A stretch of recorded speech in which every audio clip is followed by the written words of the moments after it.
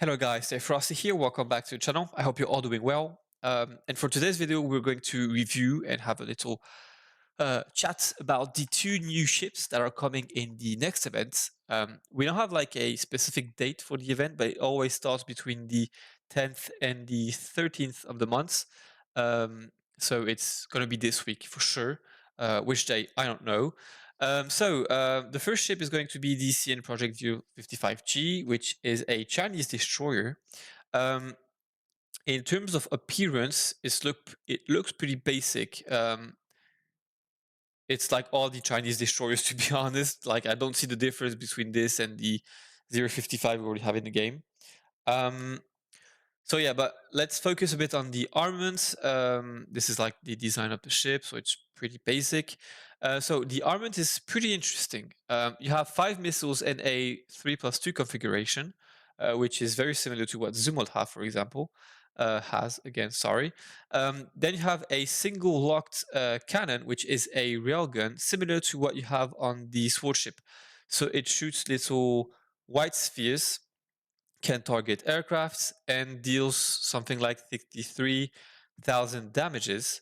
By the way, the ship health is something close to 460,000 health, which is pretty average and pretty good for a destroyer. And unfortunately, this is the only stat I have for you. So let's get back to the armament.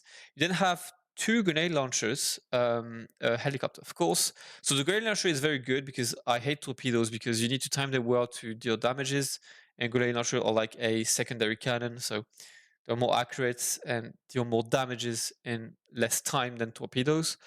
Then you have 2 locked autocannons that have the same name, or like approximately the same name as the grenade launcher. So I might say or like speculate on the fact that these are going to be anti-torpedoes or anti-submarines autocannons. Then you have another set of 2 autocannons, so it makes the total count at 4, which is pretty good for a destroyer. And the 2+2 configuration is not something we usually see on the game. And then you only have 4 air defenses, which is pretty low in my opinion for a destroyer compared to something like Sval, for example. But you have LY1, so the G version of it. So I hope it's as good or better than the regular version. You have the HQ-10A, which is a long to mid-range anti-missile air defense. The HHQ-9CG, no info on that unfortunately, and the HQ-19BMD, which is a very good AA, like the centerpiece, as they said here, because it's designed to intercept ballistic missiles at extremely long ranges or distances. So I hope that the mix of these 4 AA is going to be good and that you're not like going to be destroyed by salvos of missiles. But yeah, except for that, this ship has not really like something special to offer. Um, I must say I'm a bit disappointed because the devs were really good at making ships for the last 2 to 3 events. I'm talking about Defiant and Xval, for example. And this is like classic. It's not like game breaking, but it looks pretty promising and strong. So I might buy it to play it and also review it because especially of this cannon and this air defense.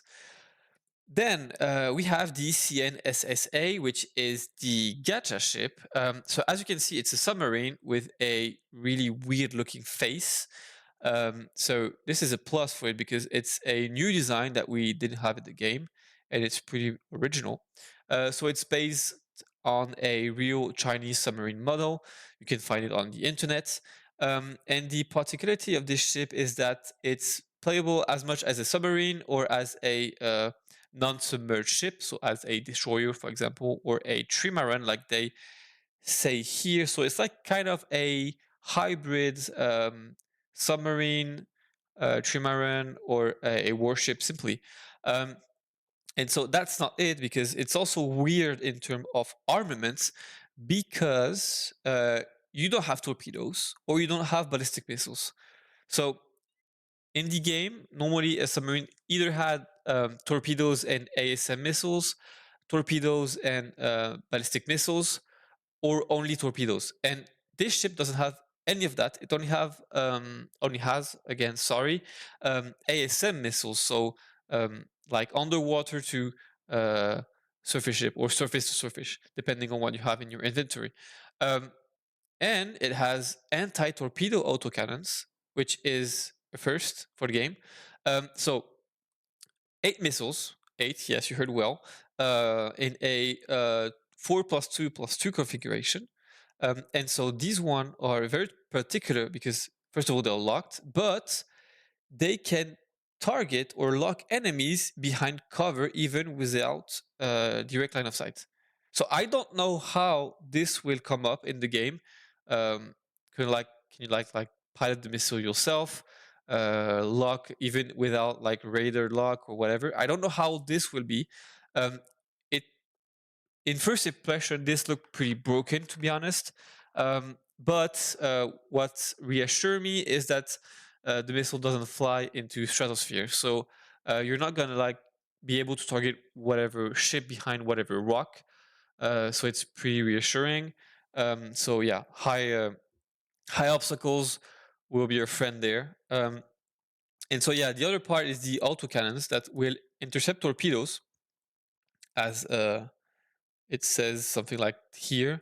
Um, so wait, we'll see if this targets under while the ship is underwater. If yes, this is going to be the best submarine in the game. And then you have, of course, air defenses, which is something we already have in few of the ships in the submarines. For example, SMX-25, Strats, Nautilus, which is the Pan Special one, if I'm correct, and Belgorod. I don't remember another one.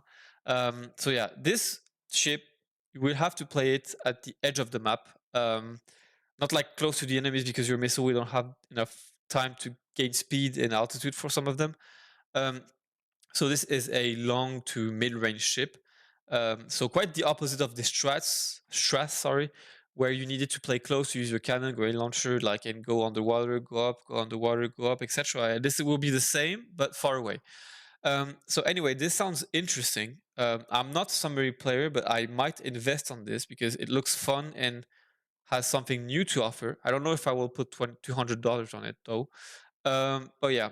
Anyways, that's all from me. That's all my opinion and reviews on these ships. Feel free to comment your opinions on these ships. I'll be glad to debate with you in the comments and to hear what you have to say about these ships. Anyways, that's all for me. Until next time, peace.